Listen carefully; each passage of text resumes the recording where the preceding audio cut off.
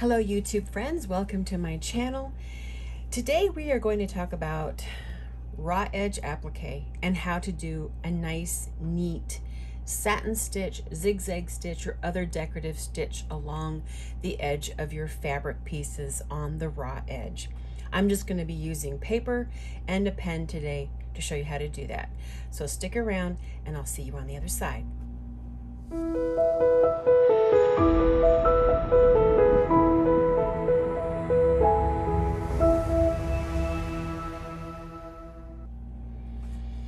All right, like I said, we're going to be using a piece of paper here with the shapes that are drawn on here that's going to represent our fabric pieces with raw edges.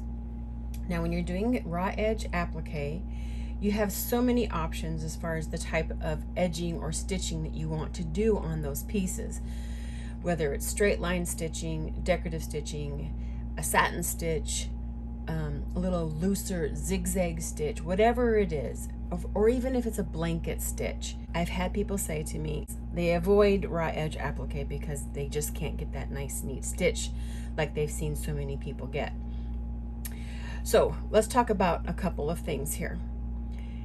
When we have a piece of fabric with the raw edge, one of the things that I want to talk about is what is the inside and what is the outside. So whenever you're inside the lines or the edge of the fabric, that is the inside. Anything around the applique shape is the outside. So when I'm saying we come to an inside corner, that means your corner is drawing in towards the fabric. If it's an outside corner, the corner is pulling out away from the fabric. So the other thing to remember is that there's two positions for needle down.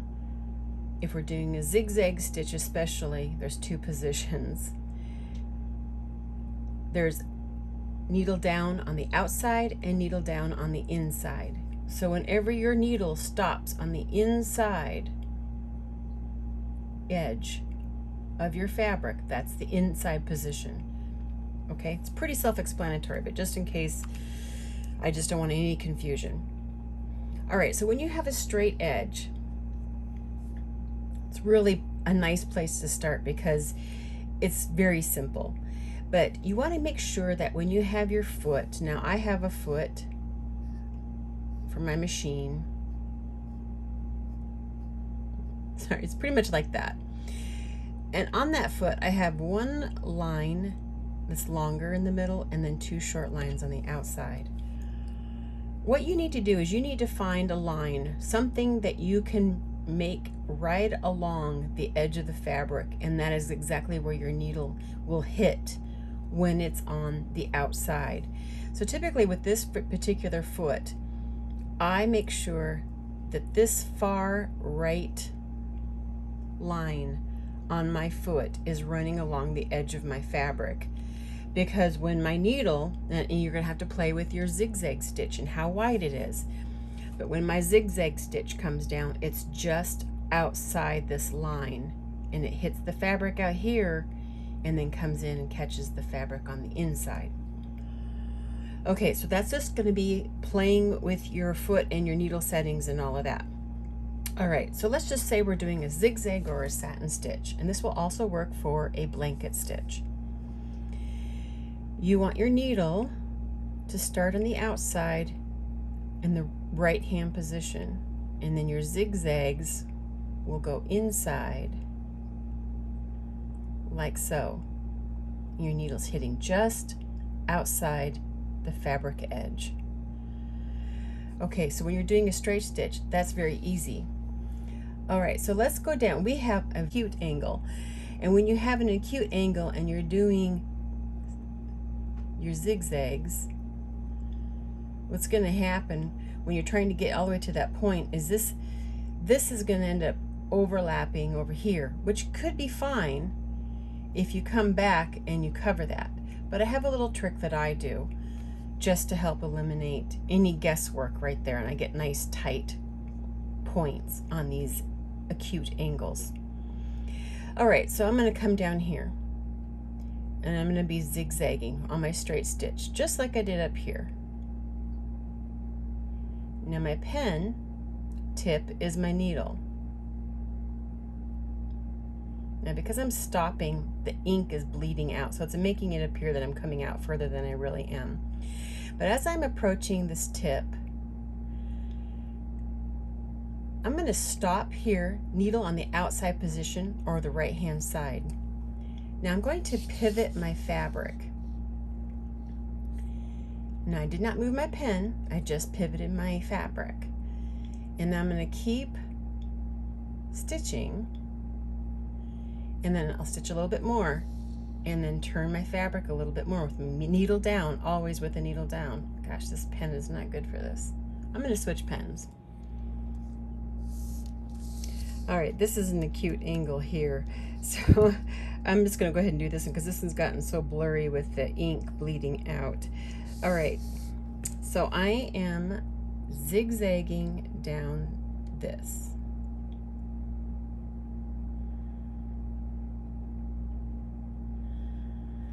All right, I stop on the outside and I pivot just a little bit. And so you can see what's happening is my stitches coming in are getting tighter together on the left. My stitches are staying the same on the right because I'm always stopping with my needle down. And then I keep going until I get a nice point to this line right here. Okay, so my needle is down in the outside or right hand position, and I might do another stitch or two. Okay, but now I'm going to keep turning. So what I'm going to do now is I'm going to stitch along the back edge of those other stitches that I made, other stitch lines. Let me see. Hopefully my lighting change here will eliminate some of the shadows here. Okay, so I've stopped with my needle down on the outside, which is the right hand side, and I've pivoted so that now those stitches along that back line are going to get stitched across with that zigzag. So I'm going to come across them, but I'm only going to do like three stitches or so, and then I'm going to go ahead now with my needle down in the outside or right position. I'm going to turn my fabric so that I can now come down straight down this edge, and I did not obliterate my corner, have a nice point. Okay, so pretty much the straight stitch, that's easy to do. Let's make our way to a right angle. So I'm doing our zigzag stitches. I'm going to keep stitching all the way to the edge, the bottom edge of the fabric. And again, I'm going to stop. This is an outside angle, so I'm going to stop on the right hand side, outside position. Now I'm going to turn 90 degrees. And I'm going to keep stitching just like that, following, my foot's following that outside edge where I've established with my foot where it rides right here. So I'm going to get a really perfect 90-degree turn right back in there. Okay, so let's keep going. We're approaching an obtuse angle here. So here's what I'm going to keep doing. I'm going to continue sewing with a zigzag stitch past, I'm going to keep going past the edge that's right here. So I'm going to zigzag down, keep going. Now, because this is an inside angle, I'm going to stop with my needle down in the left or inside position. Okay, and I've gone past this edge, I'm gone inside, but my needle's down on the inside, so that now when I start stitching, I'm going to go right over my previous stitches that came down this way, and I'm going to stitch down this line. Okay, we already did an acute angle, but let's do it again. Okay, we're getting to the point where my stitch will go over here, and remember, We don't want our stitches going past the raw edge out here farther than what our foot will do. So I'm going to stop in the outside position. Let me move my paper up here a little bit. Stopping in the outside position, turn my piece just a little bit. So now I'm stitching like that. Got to the point a little bit more, turn a little bit again, always on the outside position, and I'm stopping on the point. Now I can do a couple of stitches here just to establish my point really nicely. Outside position. I'm still pivoting. I'm going to do a few stitches here, probably just about 2 or 3, stopping, doing another 2 or 3 stitches. Now when you get down to the point where when your needle crosses over, it's not going to go out here outside this line, then that's the point to come straight down. But if you turn all the way where you're lined up with this and you make your needle go over there, and if it's too far over, pivot back again and do another stitch forward, and then start down once you know you can have a nice straight edge. Okay, so I think we've talked about that. Let's now talk about the inside curves and then outside curves, but we'll go ahead and do the inside curve first. So we're going to come down this curve. Now let's just say, for argument's sake, that it's quite a sharp turn, and sometimes I can do just, depending on the curve, you can just move your fabric little bit by little bit, make your way around. Okay, but let's say that you need to move it because you're just not able to turn it like you need to. Okay, so here, let me show you first why you don't, if it's an inside curve, why you don't stop on the outside. So I want to line up my piece more, so I turn it and I'm on the outside. Well, what happens now is when I start my zigzag, I've made a big gap right here. And so that's why it's important when you're doing an inside curve that you stop with the needle down on the inside. Okay, and same with on the outside. So here I'm doing the zigzag.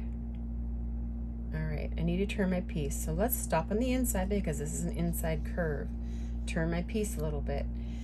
So my stitches aren't getting further apart because I stayed with my needle down here, but I'm tightening my stitches here, which is better than making gaps. So you want to tighten them.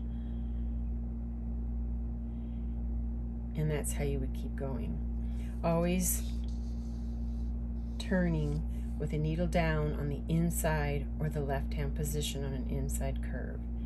And that will give you nice, neat zigzag or satin stitch lines on your inside curves. Okay. Now let's just go ahead and fold my paper here. All right, we're going to do the outside curve now. Same idea. I usually start away from the corner. So here I am making my zigzag stitch, and it's getting to where I can't turn my fabric anymore. So I'm stopping with my needle in the down position on the outside or right hand position, and then I continue doing my zigzag, and that will keep your zigzag stitches nice and neat and evenly spaced, okay, without getting any wonky lines. Now again, I'll show you, this is an outside curve, but if I were to stop on the inside on an outside curve, okay, now I need to line up, and then I start my stitching again. I just made a big gap right here, whereas everything was nice and even before. Okay, I think I've covered it all, but you can see, if you just remember inside curves, inside angles, outside angles, and always remember needle down on the right is the outside position, and needle down on the right is the inside position. All right, now let's say you're doing a blanket stitch. It's going to be the same idea. You're going to be doing stitches and then over. Okay, and I'm exaggerating this pretty big, so, but you're doing a blanket stitch. And I need to pivot, but I'm going to put my needle down on the right hand side or the outside so that I can pivot.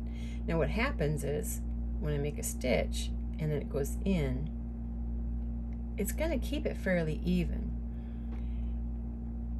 Now let's just say I'm going to do another one, and then so I'm going to stop on the inside this time, okay, and pivot my piece. Well, I'm not going to come out on the same stitch. There's going to be a gap right there and it won't look good. So that's why it's important, you know, to remember the outside positioning and the inside positioning in regards to your angles and your curves.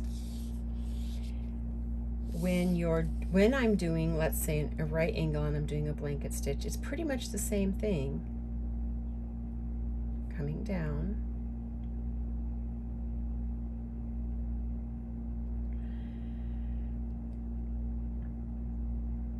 Now you can go like that. Yet you can do your stitch and it'll come forward, and then what's going to happen is your two stitches here will meet right there like a right angle, and it has a very nice neat look to it. Okay, I hope that helps with your raw edge applique and that you aren't afraid to tackle it and you just give this a try. It's always a good idea too, just to have some scrap pieces of fabric that you can practice doing this on, and get the technique down, and then go for a finished product. And if you're interested in trying out one of my patterns, I have one available on my Etsy site. If you go down below into the description of this video, I will have a link down there for that. And there's also a coupon code down there so you can get 10% off in my Etsy store. I hope this finds you all happy and healthy, and until next time, have a great one. Bye for now.